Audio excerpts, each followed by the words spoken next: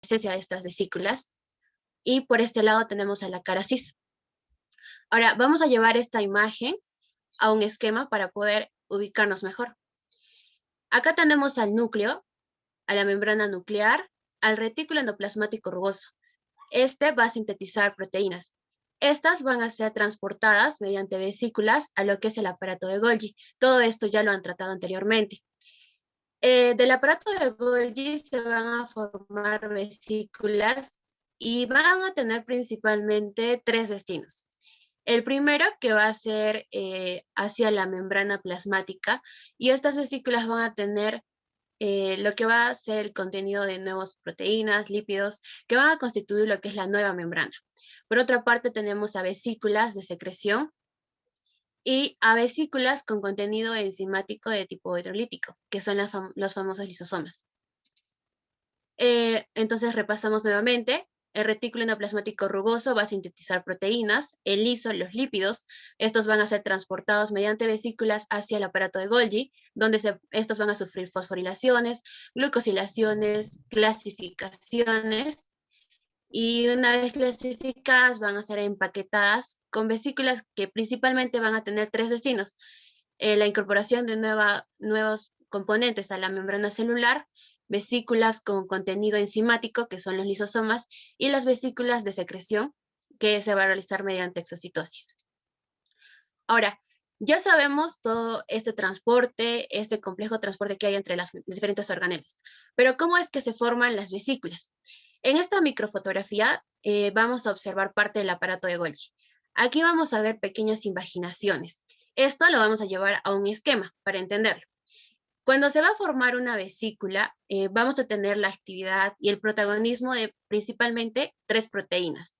Las proteínas de reclutamiento, que básicamente van a ser los receptores que se encuentran en la membrana, los cuales van a tener dos extremos. Un extremo que va a ser de la cara cis, o extremo cis, que va a dar al citosol, y otro extremo por el cual se va a dar la unión con un ligando o con las proteínas que van a ser sintetizadas en el aparato de Golgi. Clasificadas en el aparato de Golgi. Segundo, vamos a tener unas proteínas que son las proteínas de cubierta. Las proteínas de cubierta se van a dividir en dos tipos, la clatrina y las proteínas coatómeras. Las proteínas de cubierta son muy importantes en la formación vesicular, y esto porque van a polimerizarse de tal forma que forman como un enmallado que facilita las invaginaciones en la membrana. Pero estas proteínas de cubierta y de reclutamiento tienen un intermediario, que son las proteínas adaptativas, las famosas, por ejemplo, la adaptina AP180, que es en el caso de los lisosomas. Estas proteínas adaptativas van a permitir que cuando se da la unión entre la proteína o el ligando con el receptor, se dé cambios conformacionales que permitan que la adaptina se una al receptor, y junto a la adaptina se va a poder unir las proteínas de cubierta. Ahora voy a mencionar también otro tipo de proteínas que se encuentran en esta membrana, que son las famosas SNARE.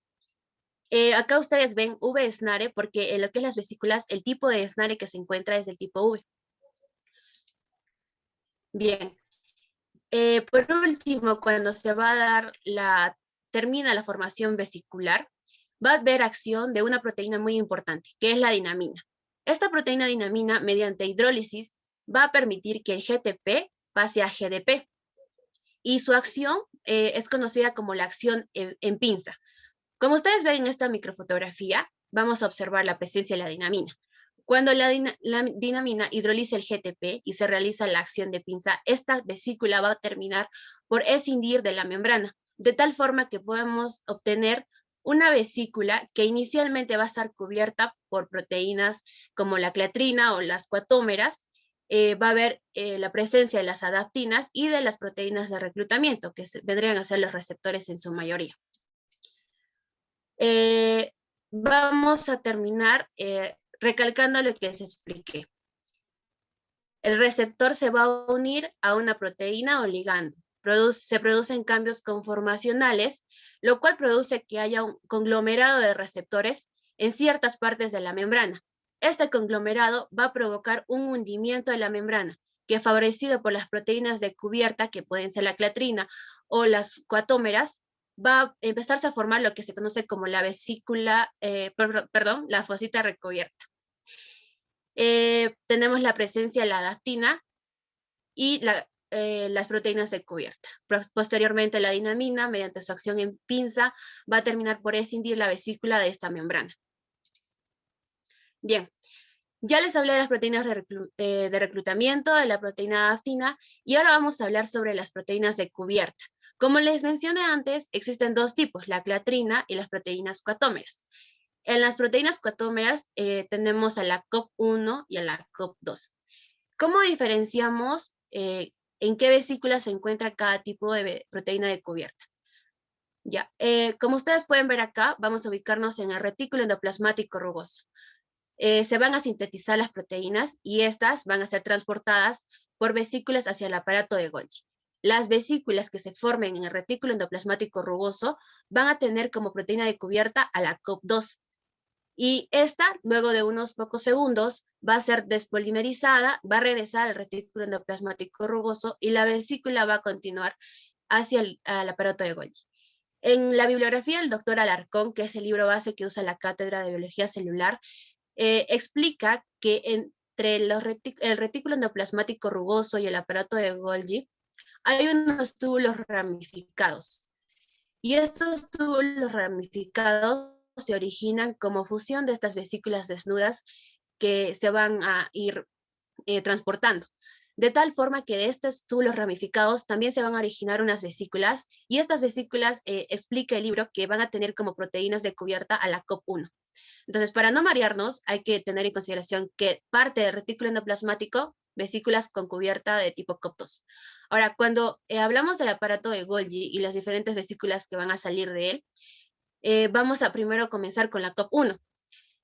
Estas van a tener dos destinos. Pueden surgir vesículas con cubierta de tipo COP1 que se dirijan hacia la membrana plasmática. El contenido que van a tener va a ser el nuevo contenido de la membrana plasmática. También van a seguir un camino retrógrado, porque recuerden que no todas las proteínas que son sintetizadas en el retículo endoplasmático rugoso están bien plegadas o bien recortadas.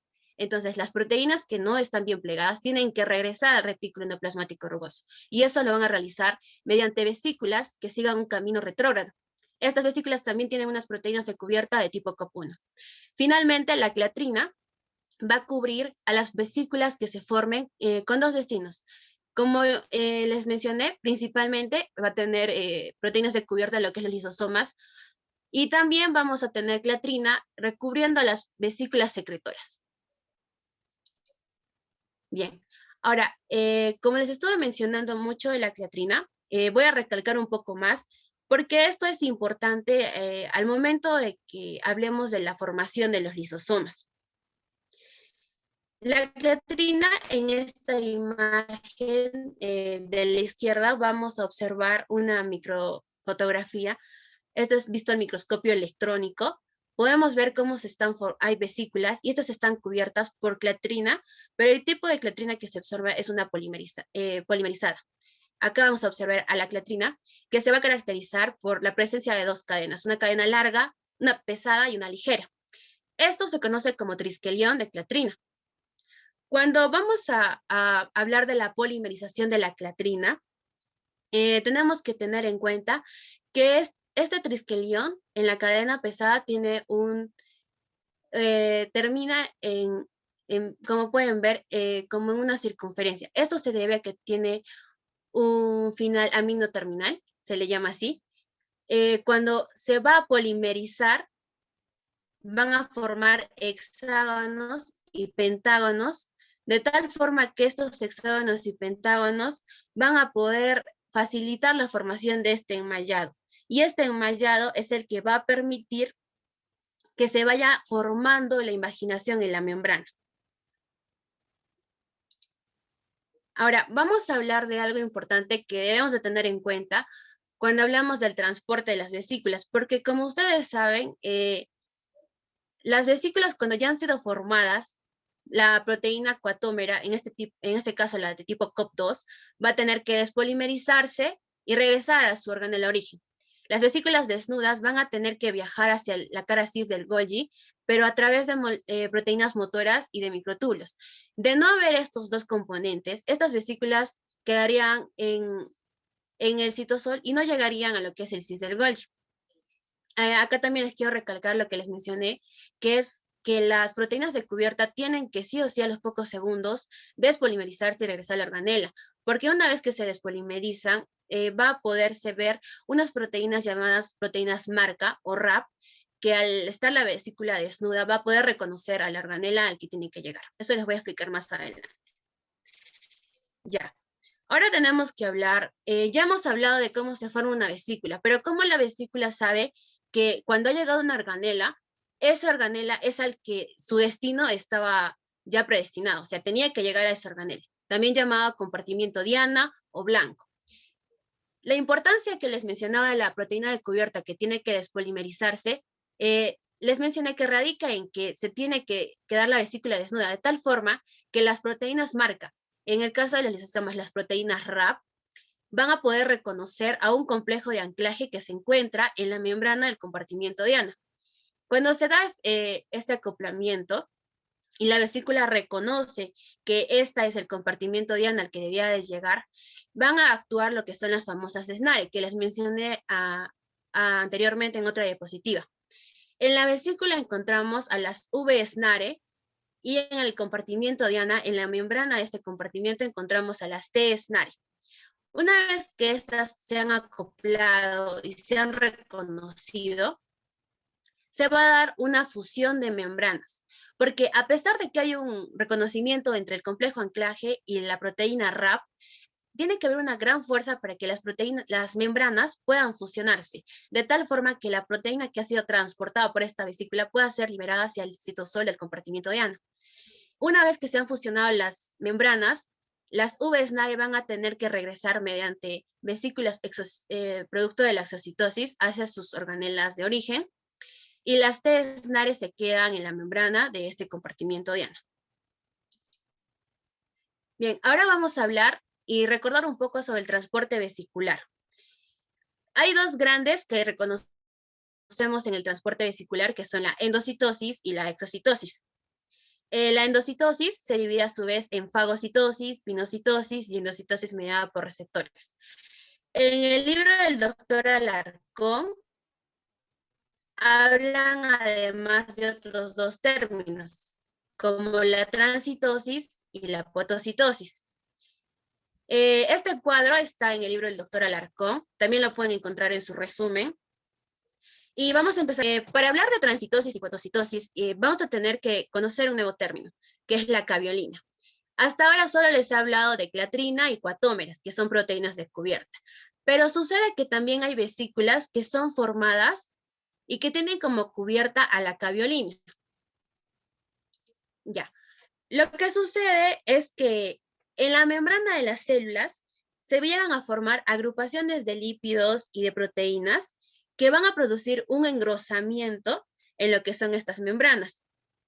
Esto da la apariencia al microscopio de unas balsas, las cuales van a formar después unas caviolas que posteriormente van a formar el caviosoma, que es la vesícula. Ya, estas balsas, también conocidas como almadias, como les mencioné, son agrupaciones de lípidos. ¿Pero qué lípidos? Son agrupaciones de glucoesfingolípidos y de colesterol. Las colas de los glucoesfingolípidos son más largas que las de otros lípidos que encontramos en la membrana celular. Esto permite que estas colas tengan unos microdominios, también conocidas como microáreas, que aparentemente al ser más gruesas y ayudan a conformar la balsa, van a permitir que se unan ellas proteínas intrínsecas llamadas caveolinas. Esta caveolina tiene una cola hidrofóbica y esta cola hidrofóbica es la que va a permitir que se constituya estas balsas, de tal forma que la caveolina al formar este enmallado va a permitir la invaginación de la membrana, porque hay una cohesión entre estas caveolinas. Terminada la formación de esta caviola, que se le conoce así, y se escinde de la membrana, se va a obtener finalmente lo que es un cabiosoma, que es una vesícula, pero cuya cubierta es la cabiolina. A diferencia de la clatrina, la cabiolina también no se va a desprender de esta vesícula que se está formando, porque como ustedes pueden recordar de lo que mencioné hasta ahora, la clatrina o las coatómeras también van a tener que despolimerizarse y dejar a la vesícula desnuda. Pero en este caso, la cabiolina no va a terminar dejando a la vesícula, porque la cola hidrofóbica se va a quedar ahí. La cohesión es tan fuerte que la cabiolina no se termina por escindir de esta membrana, de esta vesícula. Esto también explica lo que define el libro del doctor Alarcón en la fotocitosis, que viene a ser el proceso de formación de las caviolas y el transporte a través de su membrana. No se conoce bien cuál es el proceso por el cual se da un transporte desde el cabiosoma, porque si es que la cabiolina nunca se va a separar de esta vesícula, la membrana de esta vesícula, y aún así contiene material que debe transportar, no se conoce bien cuál es el medio de transporte que va a haber hacia el otro organelo. Lo que se conoce es que sí va a haber una permanencia de la membrana. Ahora, hablando de la transitosis, también llamada citopemsis, está definida como el transporte de líquido extracelular de un lado hacia el otro de las células, y esto por la mediación de las caviolas, que se van a transformar posteriormente en lo que son los cabiosomas. Recordando que este tránsito que hay, no va a haber unión entre caviolas y endosomas. Ahora vamos a hablar de lo que es la endocitosis. Tenemos la pinocitosis, que está definida como el acto de beber de la célula, la fagocitosis como el acto de comer de la célula, y la fagocitosis mediada por receptores. Vamos a empezar por esta última. La endocitosis mediada por receptores, en la membrana vamos a encontrar unos receptores, pero de tipo receptor de carga. Así se les denomina, receptores de tipo de carga. Lo que va a ocurrir es que la proteína de carga o un ligando se va a unir a estos receptores de carga, de tal forma que al haber una agrupación de estos receptores, va a empezar un hundimiento de la membrana. Con esto, la formación de una fosita con cubierta. Recordemos entonces que esta endocitosis es específica porque las moléculas que se reconozcan por estos receptores son moléculas específicas. Una vez que se va a dar este hundimiento de las fositas, va a interactuar lo que es la adaptina y la clatrina, lo que ya les expliqué hasta ahora. Por eso es que empecé por lo anterior, para que puedan entender mejor este proceso. Posteriormente, la dinamina va a actuar con su acción de pinza y se va a formar la vesícula con cubierta. Esta vesícula con cubierta va a terminar a unirse a lo que es los endosomas tempranos. Ahora, desde el aparato de Golgi también se puede dar este proceso y las vesículas que se formen van a llegar hacia los endosomas tardíos o también hacia los tempranos. Estaríamos hablando de los lisosomas. Acá tenemos en la imagen de la derecha, esta es una imagen vista desde el microscopio electrónico y podemos ver, esto es la membrana. Acá observamos microfilamentos de actina y acá pueden ver en la membrana que hay unos enmallados de lo que es la clatrina, que poco a poco se está formando esta vesícula y poco a poco está formándose la polimerización de la clatrina. Y vemos cómo poco a poco la vesícula se está formando y junto con ello la polimerización. Voy a recalcarles que este proceso de endocitosis es muy dependiente de la clatrina, que lo diferencia de la fagocitosis, porque la fagocitosis, a diferencia de la anterior, es dependiente de actina, pero no de clatrina. ¿Qué es lo que sucede en la fagocitosis? En nuestro cuerpo existen células como los macrófagos y los neutrófilos, cuya función especial es englobar y eliminar bacterias, hongos, protozoarios, etcétera, que en sí también pueden ser moléculas innecesarias para nuestro cuerpo, moléculas innecesarias que se encuentran en el ambiente extracelular. Cuando, por ejemplo, una bacteria que ingresa a nuestro cuerpo es detectada por los anticuerpos, como ustedes saben, hay dos partes en los anticuerpos muy conocidas que van a ser el fragmento constante, que es el que nos importa ahora porque es el que va a ser reconocido por el receptor. A esto lo vamos a llamar por ahora ligando. Entonces, una vez reconocido por el receptor del fragmento constante, va a ocurrir unos cambios conformacionales en esta capa que se encuentra cerca de la membrana, que es la capa cortical. Esta capa se caracteriza porque va a tener en abundancia lo que son la proteína actina.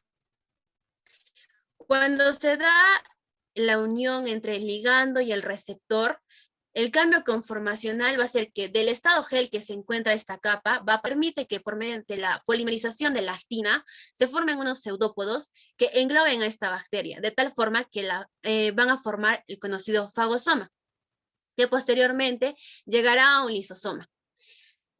También hay materiales no biológicos que no van a tener necesariamente la participación del receptor del factor C, del factor constante, como por ejemplo tenemos partículas de carbono, los polvos inorgánicos, en materiales o residuos de inflamación o también de cicatrización.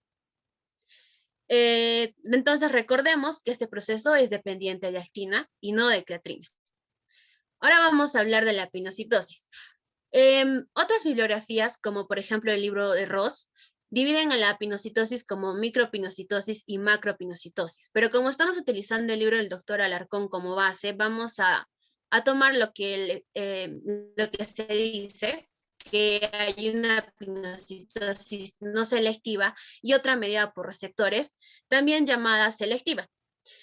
En la pinocitosis no selectiva, como saben, el acto de ingerir está realizado por casi todas las células, pero hay células, determinados tipos de células, que son bebedoras inveteradas, se podría decir, porque ingieren volúmenes de líquidos muy grandes y también muy fácilmente. Por ejemplo, tenemos aquí a las células endoteliales de los capilares que van a transportar líquido de su interior hacia el espacio intersticial. Estas vesículas que se forman tienen como principal misión, aparte de introducir el líquido, plasmalema, porque este plasmalema va a tener que ser equilibrado con el que sale por medio de la exocitosis. Cuando hablamos de la pinocitosis mediada por receptores, que es también la selectiva, vamos a hablar de ingesta de líquido y además de una gran cantidad de macromoléculas. Pero esta ingesta va a ser según las necesidades que tenga la célula.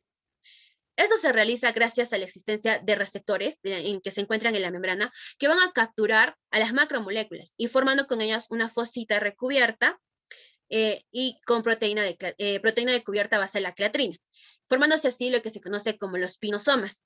Estos pinosomas se van a desprender posteriormente gracias a la acción de la dineína y posteriormente van a encontrarse con lo que son los endosomas, en los endosomas tempranos. Así también, en la medida por receptores, existe otro tipo de invaginaciones que va a ser dependiente, pero de caveolina.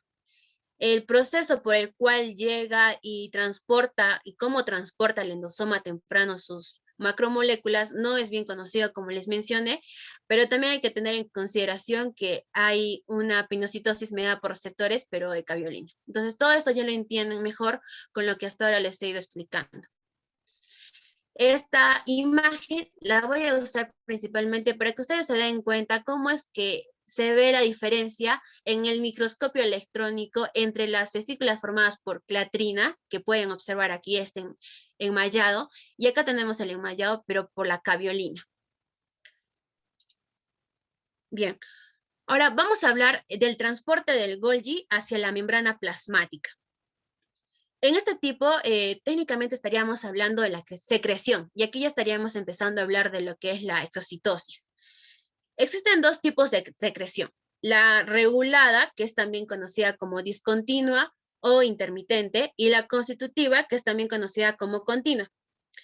En el tipo de regulada, vamos a tener que las vesículas que se formen con cubierta de clatrina se van a acumular y van a permanecer cerca del plasmalema, de la membrana plasmática. Estas van a vertir su contenido hacia el exterior, pero solo mediante la acción de estímulos externos. Estos pueden ser por estímulos nerviosos u hormonales, los cuales van a desencadenar un aumento de calcio donde se encuentran estas vesículas, y al haber este aumento de calcio citosólico se va a liberar el contenido de las vesículas. Cuando hablamos de la secreción constitutiva, recordemos que también hay otras vesículas que tienen como cubierta a las de tipo COP1, que les mencioné también inicialmente. Estas vesículas van a viajar directamente hacia el plasmalema y de tal forma que siempre la secreción o material que contengan estas vesículas sale continuamente hacia el exterior. Por eso su otro nombre de esta secreción es secreción continua. Ahora vamos a acercarnos más a lo que es la formación de los lisosomas. Vamos a hablar del transporte vesicular a partir de la red trans-Golgi. Entonces, como sabemos, los productos provenientes del retículo endoplasmático rugoso van a terminar su procesamiento y clasificación en lo que es el aparato de Golgi, para su destino su envío a 3 destinos que ya les había mencionado antes.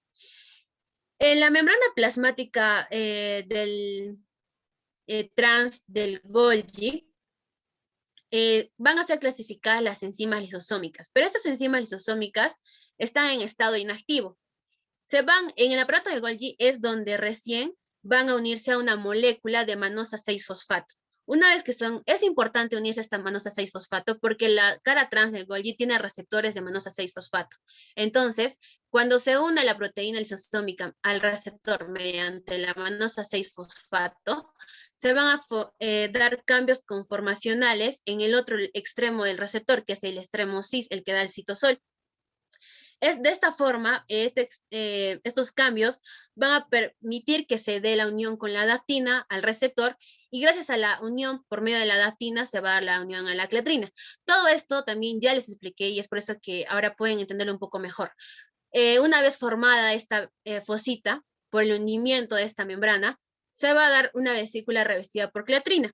Y esta vesícula revestida por cletrina va a tener lo que son las enzimas lisosómicas, pero todavía en estado inactivo. Esta vesícula es el famoso lisosoma primario, que posteriormente se va a unir a endosomas y vamos a llegar al lisosoma secundario.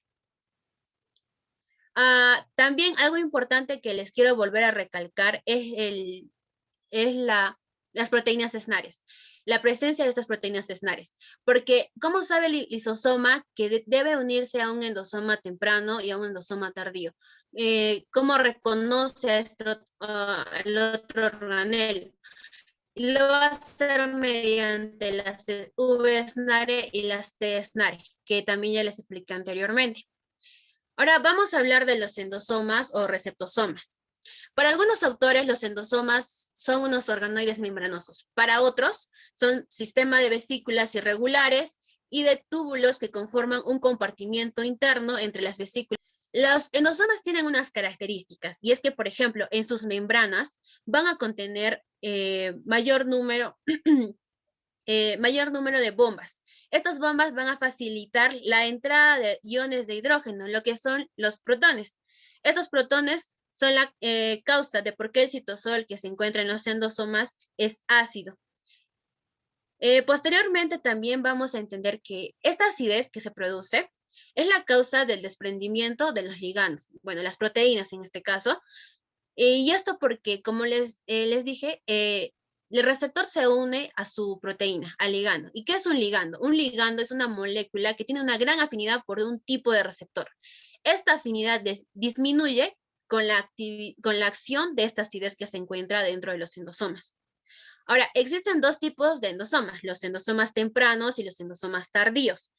Los endosomas tempranos se encuentran ubicados en la periferia, cerca a la membrana plasmática. Generalmente son mucho más grandes que las vesículas que se van a endocitar, y también son irregulares, como pueden ver en esta imagen. Sobre cómo se forma un endosoma temprano a un endosoma tardío, la verdad es que hay mucha controversia sobre esta formación del endosoma tardío, porque hay dos teorías. La primera es que explica que se forman cuerpos vesiculares, los cuales van a ir viajando y formando lo que es el endosoma tardío. Hay otra teoría que explica que el endosoma temprano va a viajar desde la periferia, desde la cercanía a la membrana plasmática hacia el interior del citosol, de tal forma que en ese proceso, en ese tránsito, va a sufrir cambios que van a transformarlo en un endosoma tardío. Lo importante aquí no es resaltar cuál es más verdadera que la otra, porque algunos autores también afirman que ambas se apoyan. Lo importante es saber que una vez formado el endosoma tardío, los lisosomas primarios se van a fusionar sus membranas con este endosoma tardío. Y es con esta acidez que se encuentra en el endosoma tardío que las enzimas del lisosoma que están inactivadas van a activarse, de tal forma que obtenemos un lisosoma secundario. Ahora, a veces los ligandos, por ejemplo, que se han desprendido, no siempre, siempre son reciclados o siempre son fagocitados. Lo que suele suceder es que incluso la mayoría de los receptores pueden regresar al plasma o también pueden sufrir la vía de la digestión por los lisosomas. Esto lo voy a explicar mediante unos ejemplos. Por ejemplo, el primer caso que les voy a presentar es cuando el receptor se recicla y también el ligando se va a degradar. Los receptores de la superficie, tal forma que es una incorporación selectiva. Esto se da por el proceso de endocitosis y este mecanismo es más frecuente, por ejemplo, cuando queremos, por ejemplo, en la LDL, que vendría a ser la lipoproteína de baja densidad.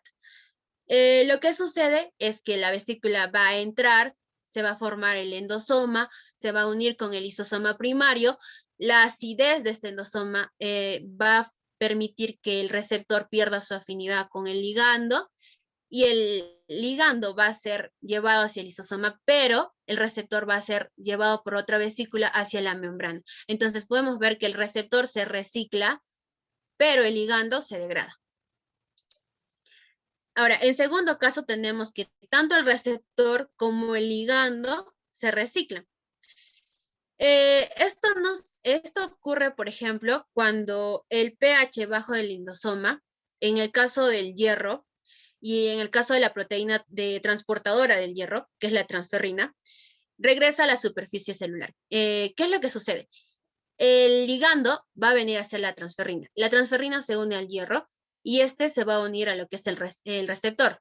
Se va a formar la vesícula endocítica y cuando llega al endosoma, la acidez de este endosoma permite que el hierro se disocie de este ligando, de la transferrina.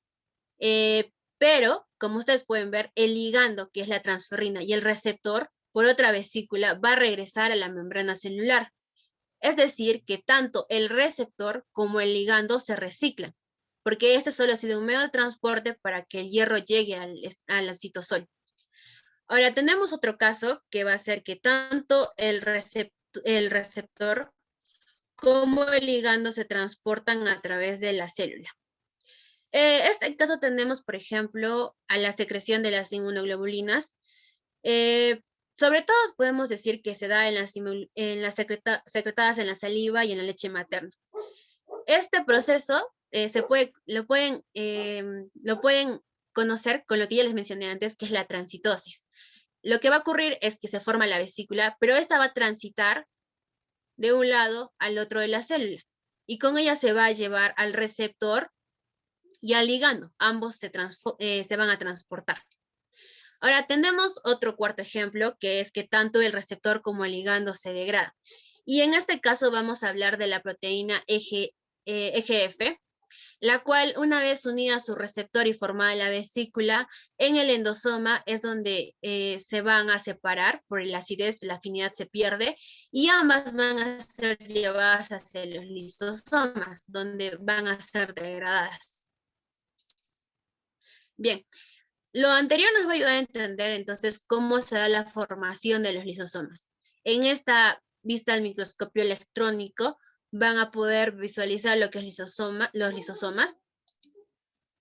Y esta otra imagen es una imagen, pero de los macrófagos alveolares. Los macrófagos fagocitan sustancias, como por ejemplo el polvo del carbón. ¿Qué es lo que podemos observar acá? Bastantes macrófagos que están muy teñidos porque tienen bastante presencia de lo que es el material que han digerido y de las enzimas. Bien, ahora vamos a hablar sobre un poquito más de lo que es la ultraestructura, lo que se ve al microscopio electrónico. Los lisosomas son organoides membranosos y el diámetro que aproximadamente tienen es de 0,3 a 0,8 micras. Su forma es polimorfa porque puede ser redondeada o también puede ser irregular, de más de 50 tipos de enzimas hidrolíticas. Y, por ejemplo, vamos a resaltar a dos proteínas que son características en los lisosomas, que son las sulfatasas y también la fosfatasa ácida. La fosfatasa ácida es muy importante cuando queremos identificar a los lisosomas mediante la reacción de Gomori. Que, por ejemplo, cuando se va a ver un lisosoma y se quiere identificarlo, se usa esta reacción gracias a la fosfatasa ácida. Ahora, hay una gran pregunta que surge sobre la membrana del lisosoma.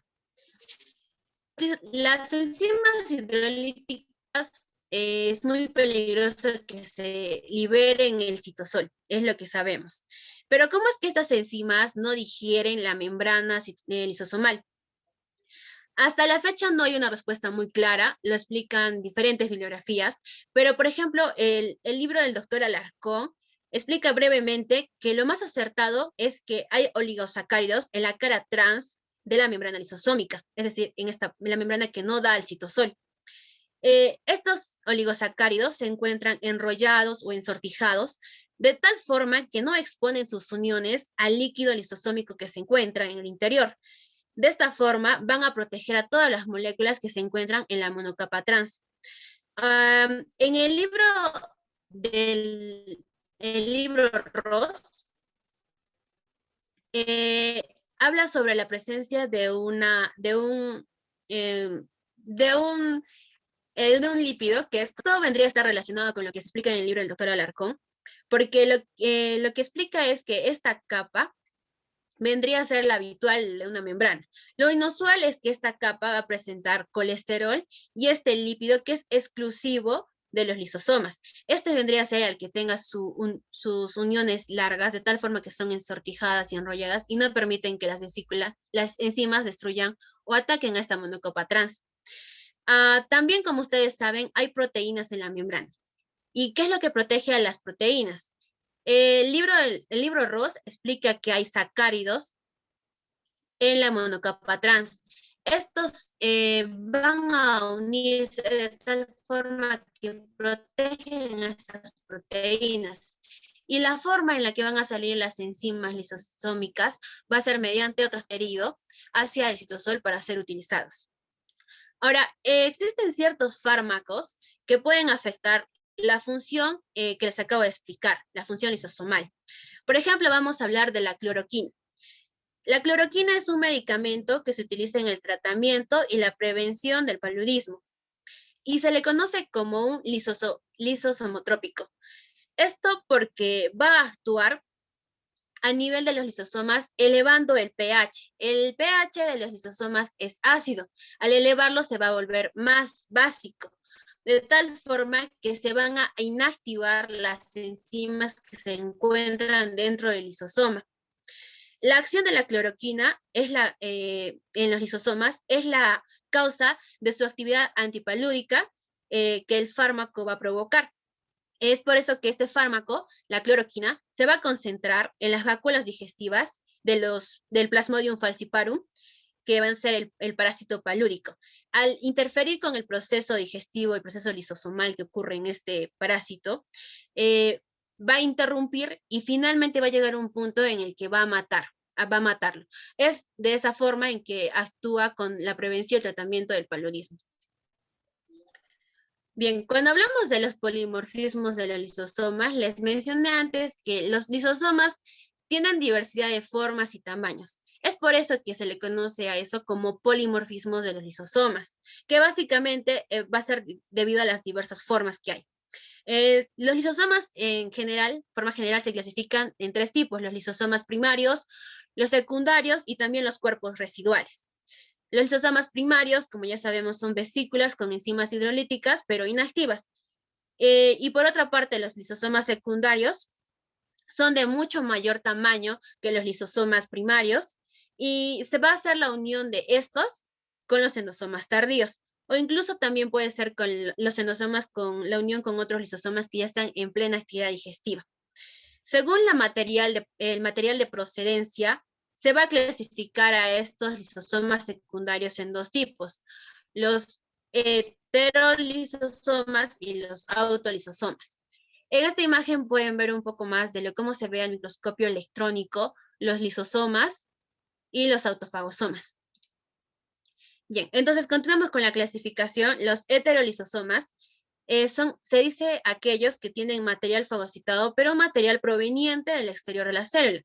Y los autolisosomas son aquellas vesículas que en su interior se encuentran fagocitando restos de organoides celulares que están dentro de la célula. Entonces, es muy obvia la relación que les he explicado hasta ahora entre pinocitosis, fagocitosis y los endosomas, y con los lisosomas, porque claramente el destino final de todos estos materiales va a tener que ser la digestión por medio de los lisosomas.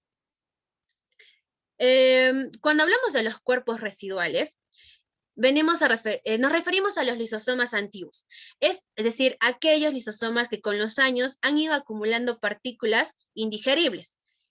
Principalmente estos materiales van a ser de naturaleza lipídica, y acá venimos a hablar de algo bien conocido que es la lipofucsina, el pigmento de desgaste. La lipofucsina se incrementa con la edad en células de larga vida, por ejemplo, en las células musculares cardíacas y en las neuronas.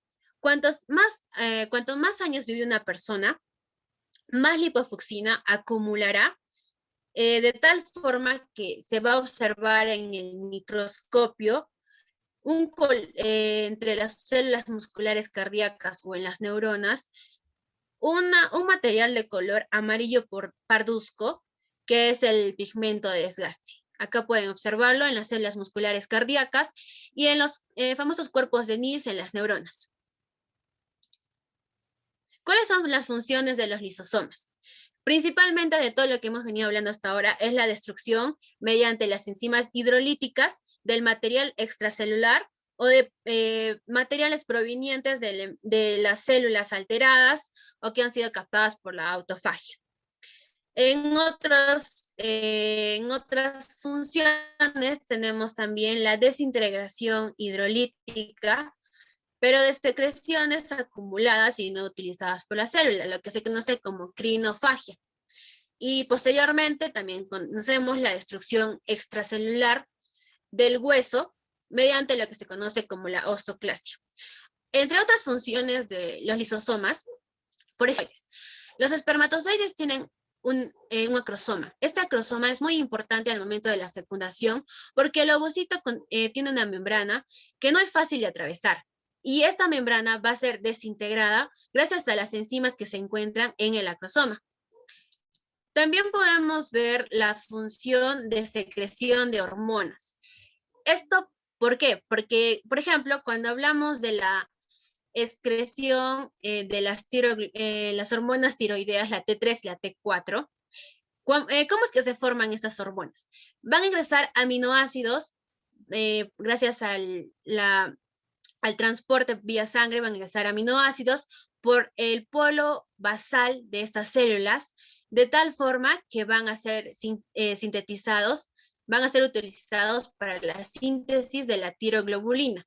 Esta tiroglobulina va a sufrir modificaciones, por ejemplo, como incorporación de manosa, y posteriormente, mediante vesículas, se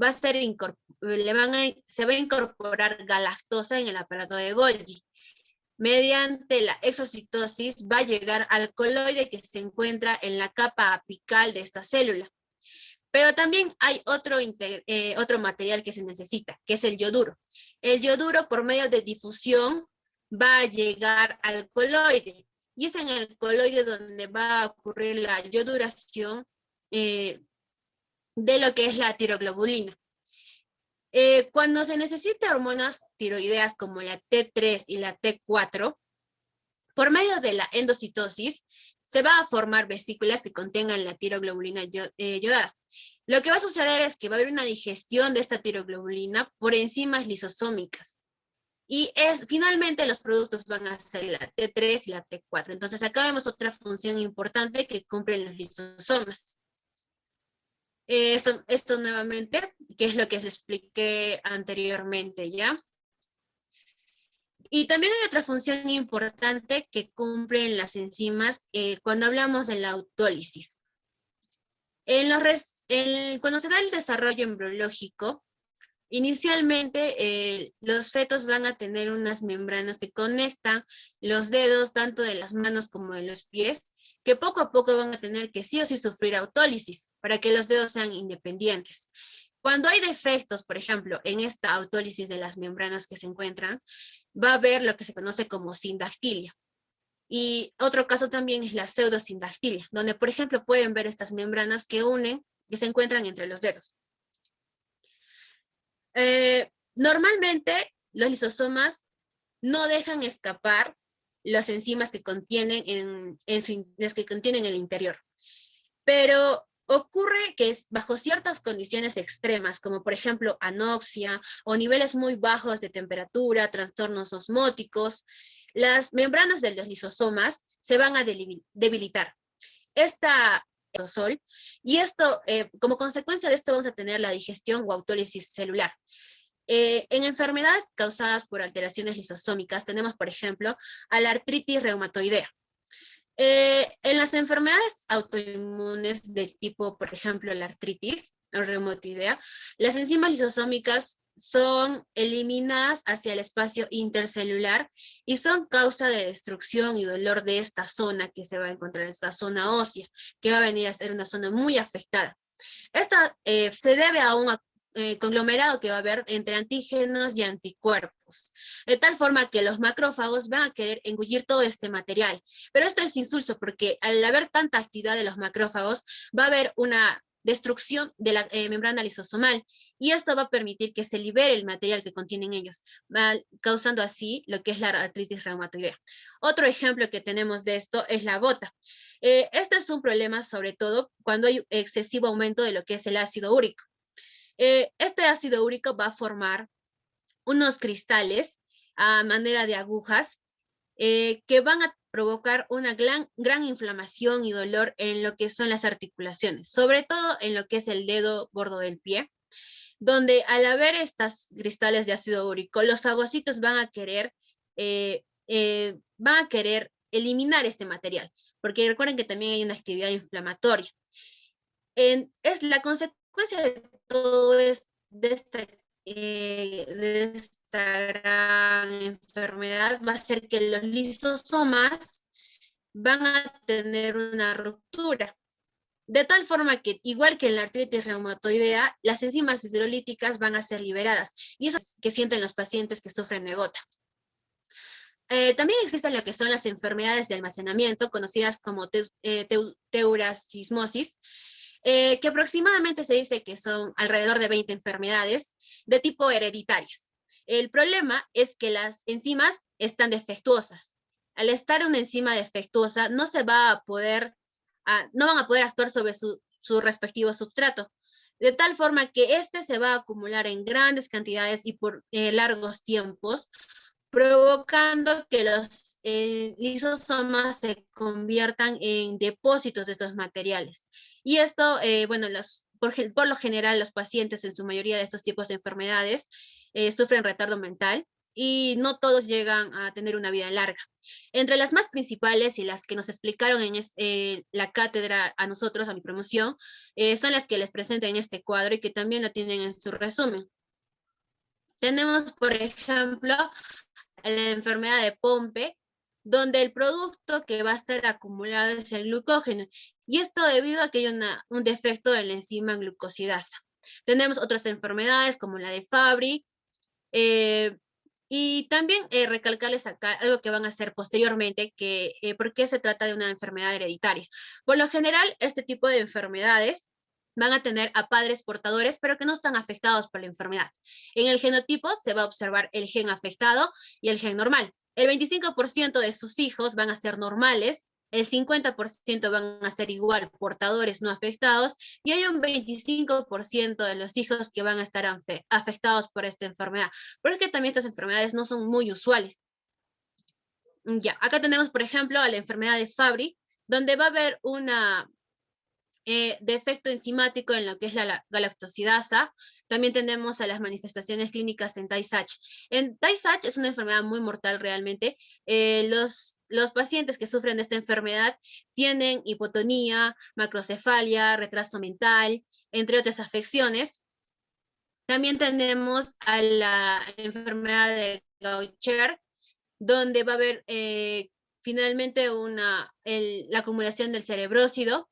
Estos pacientes van a tener afecciones a nivel renal, nivel cardíaco, en los pulmones, presentan osteopenia, hepato y esplenomegalia, que es el incremento de estos dos órganos, del vaso y del hígado. Y, por ejemplo, acá vamos a ver cómo se ve al microscopio una célula normal, un macrófago normal, pero cómo se ve al microscopio un macrófago afectado por Gaucher. Y la enfermedad que les presenté al principio, que es la enfermedad de Pompe, donde va a haber un aumento del glucógeno, y esto es porque no está habiendo actividad de la respectiva enzima. Algunos gérmenes han desarrollado estrategias para eludir la acción de los lisosomas. Y dos ejemplos que nos dan en el libro del doctor Alarcón son el bacilo de la lepra y el bacilo de la tuberculosis. En el bacilo de la lepra, este bacilo ha desarrollado una cubierta que elabora una capa impermeable resistente a las enzimas lisosómicas. Es por eso que este bacilo puede vivir dentro de los lisosomas, multiplicarse libremente sin problemas y causar las afecciones que sufren los pacientes.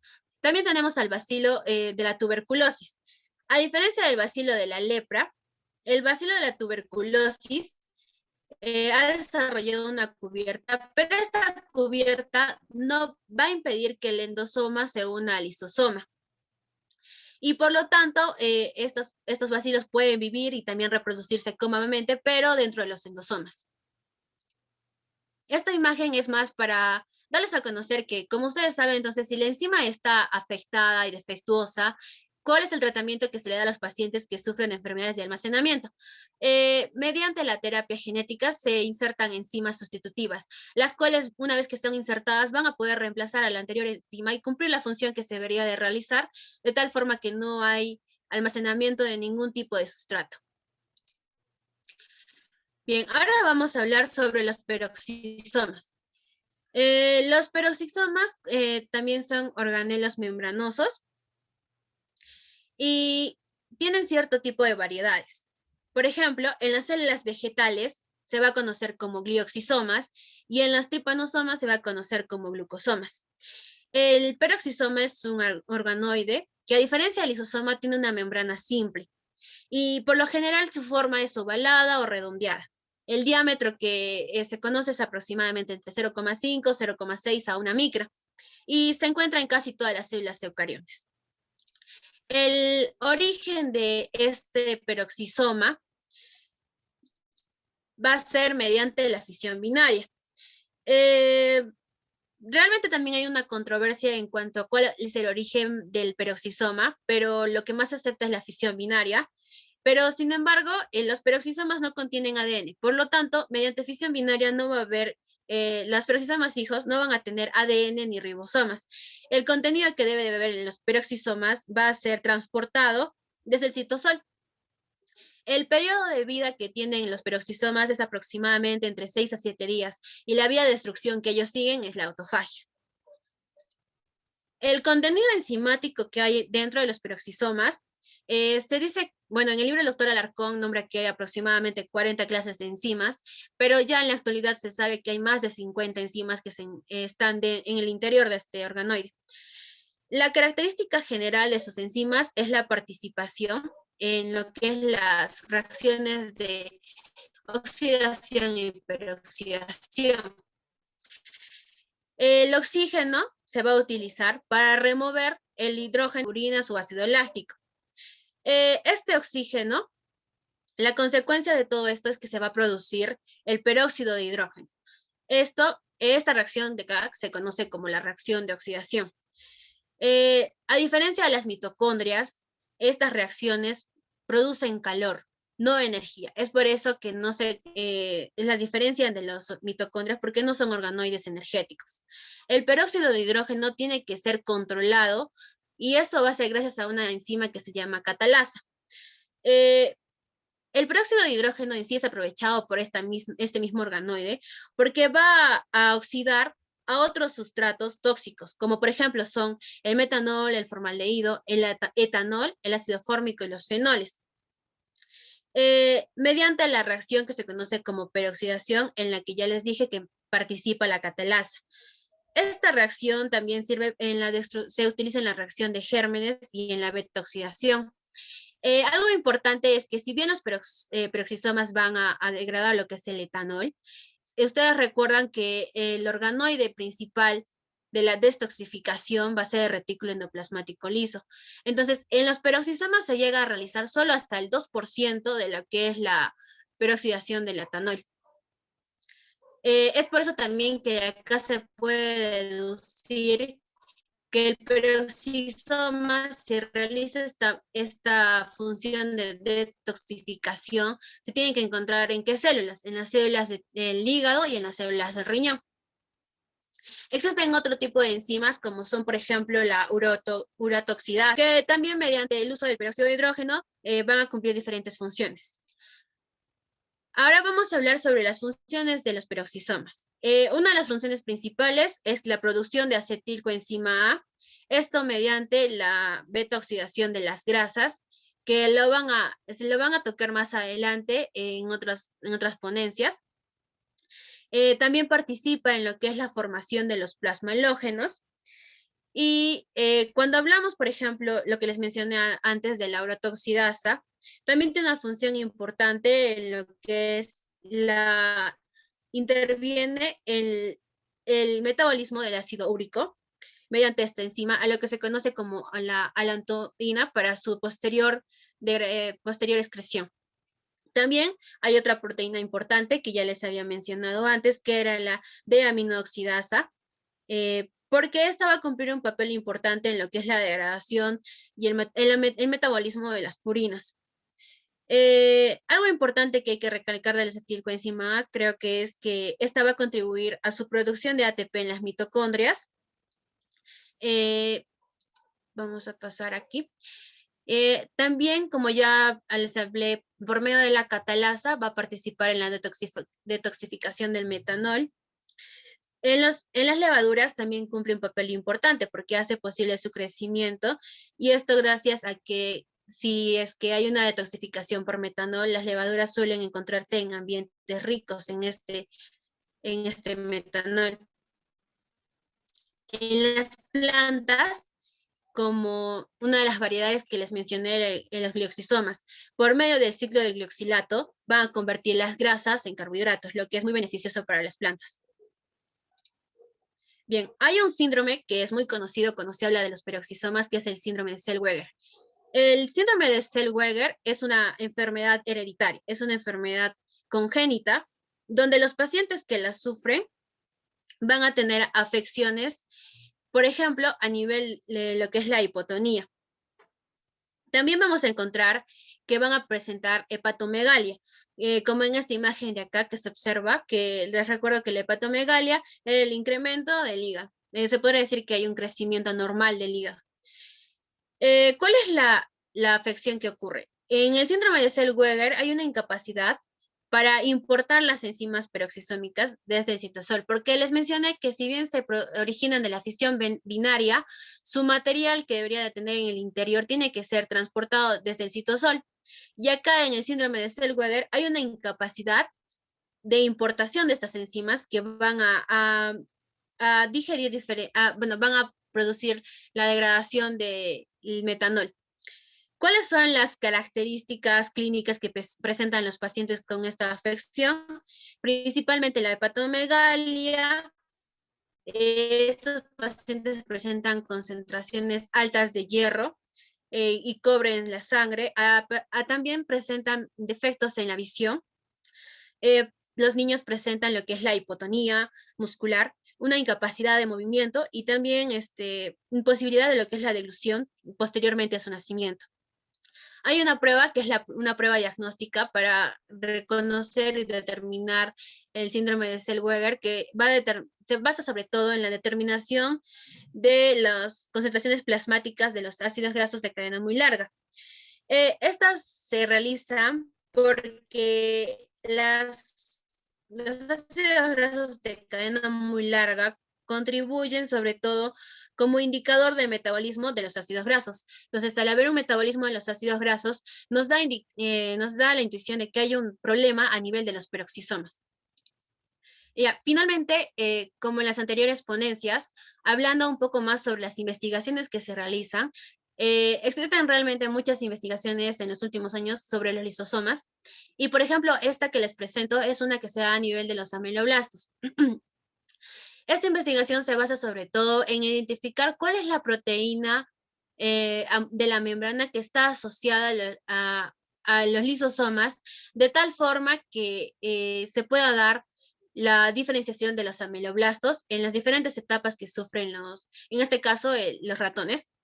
Lo que se obtuvo como resultado es que los LAMP1, que son los lisosomas de tipo 1, en los ameloblastos, especialmente los incisivos, van a permitir un crecimiento continuo. Y también van a permitir que las células epiteliales dentales de la rata tengan un crecimiento. Otra investigación que hay es, por ejemplo, que la Exo70, que es una proteína, es la que regula eficientemente la función entre los lisosomas, lo cual favorece mucho a la actividad inmune.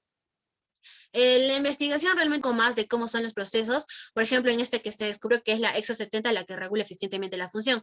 Al tener conocimiento de cuál es el mecanismo de función que cumplen, el que siguen, podemos saber que cuando hay una vía afectada, cómo podemos ayudar a los pacientes en las distintas enfermedades que presentan. Y finalmente, para acabar la ponencia, a lo largo de la carrera, chicos, hay muchos problemas altos y bajos que sufrimos los estudiantes y siempre hay que tener en cuenta algo que incluso desde la postulación y al momento de ingresar debemos de tener en cuenta, y es el creer en nosotros y en quiénes somos. Porque si bien surgen problemas que nos van a afectar, como por ejemplo ahora en todo el tipo de la pandemia, hay muchos compañeros que han sufrido problemas en la familia porque parientes se han enfermado, abuelos, padres. Entonces, ¿cómo continuar estudiando si es que hay problemas en casa que no nos facilitan el estar concentrados y solo estudiar y estudiar? Ante todos estos obstáculos, siempre hay que ser conscientes de que, por ejemplo, a pesar de sacar una mala nota y haber estudiado mucho y haber estudiado muchas horas, lo importante es ser conscientes de lo que hemos estudiado y lo que hemos aprendido y lo que hay en el interior de nosotros, creer siempre en nosotros y en lo que somos. Y creo que es algo que ustedes también lo han aprendido porque para ingresar no es muy fácil, a unos les cuesta más que a otros, más tiempo, y realmente también no hay las facilidades económicas, pero siempre han creído en ustedes o sus familiares en ustedes, y es por eso que ustedes están aquí ahora escuchando esta ponencia, porque ahora han logrado su ingreso que tanto querían y van a poder ser futuros doctores. Y recuerden siempre esto, crean en ustedes mismos y siempre sean conscientes de lo que ustedes tienen y lo que son para poder superar cualquier obstáculo que presenten.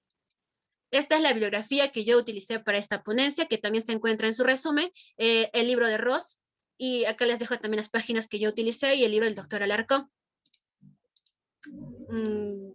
Eso sería todo por ahora. Muchas gracias por su atención. Muchas gracias, Marjorie. Ha sido una muy buena ponencia, muy completa, me ha gustado. Y bueno, chicos, ya pueden enviar sus preguntas, si es que tuvieran, por el chat para que Marjorie se las pueda responder. Así que ya pueden enviarlas.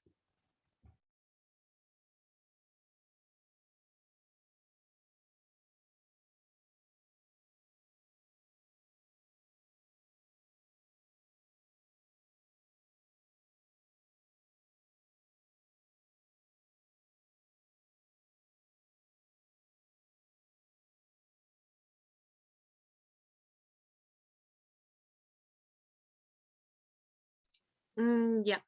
Hay una pregunta que es de Jeremy y que me pide saber cómo puede distinguir la cara cis de la cara trans. Cuando yo también estuve en este tema, tuve algunos problemas también, porque cuando hablamos de aparato, por ejemplo, de aparato de Golgi, sabemos que, tal vez puedo presentarlo en diapositivas. Em, ya, compartir. Ya. Por ejemplo, como yo les expliqué en la primera imagen, la cara cis del Golgi va a ser la que está relacionada más a lo que es el retículo endoplasmático. Y en la cara trans del Golgi es donde se encuentran las vesículas. Pero también, por ejemplo, la bibliografía del doctor Alarcón suele decir cis, cara trans, cara cis, cuando habla de compartimientos, por ejemplo, las vesículas. La, la memotecnia más fácil es que cuando hablas de cis, por ejemplo, acá, cuando hablo de cara cis, la cara cis es la que da al citosol. Por ejemplo, si esta es la cara trans del Golgi, ¿no es cierto? Es la cara trans del Golgi, se está formando la vesícula. Esta vesícula, la cara que está acá es la cara cis, porque es la cara de esta vesícula que va a dar al citosol. En cambio, la cara trans es la que no da el citosol. Entonces, cuando, por ejemplo, lean el libro del doctor Alarcón, hay varias veces en las que leí que habla sobre la cara cis de este organoide, la cara trans. La cara cis es la que da al citosol, la cara trans es la que no da al citosol. Cuando hablan del Golgi, sin embargo, sí ahí sí consideren lo que les explico en otra ponencia, que es la cara trans, donde se encuentran las vesículas, la cara cis, donde está el retículo endoplasmático, para que haga un poco la diferencia cuando encuentren estos dos términos también en el libro. No sé si me dejé entender, mi compañero.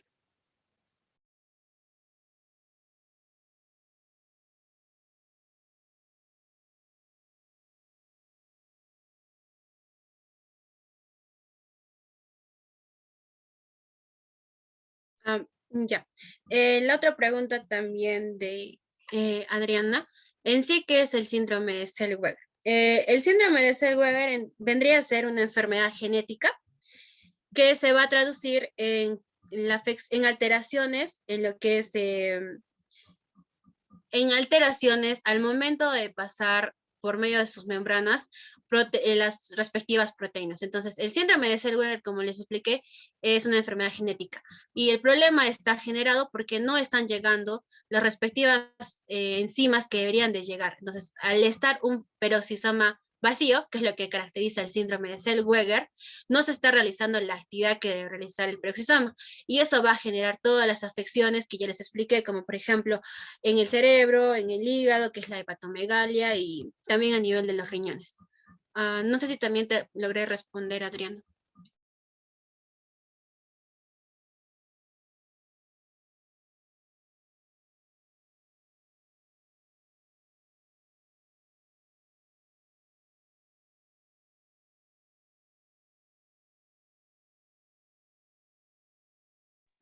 Si tuvieran otra pregunta, pueden hacerla ahora, porque ya se va a pasar el poste dentro de unos minutos.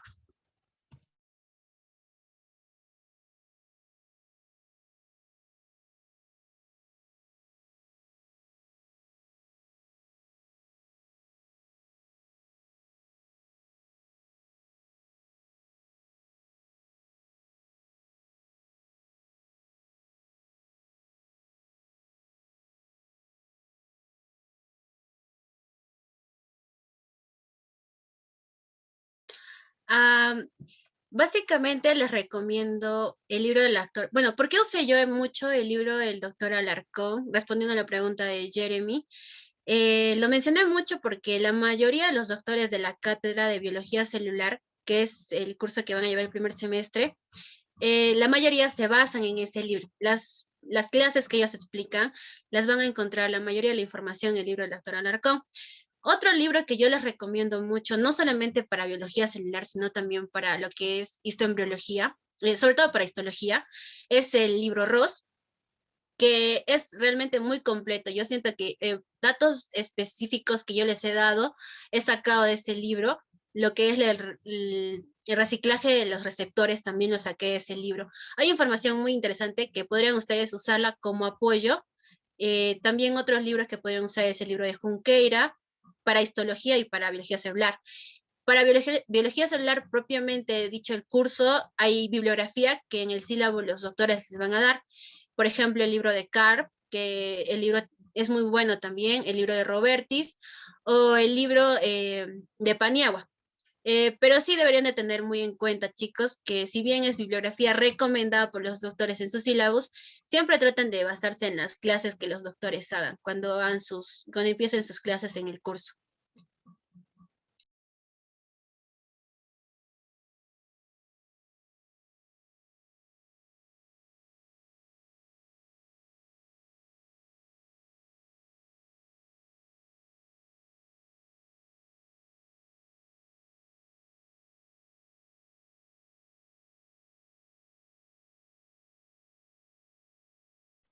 Bueno, me parece que ya no hay más preguntas.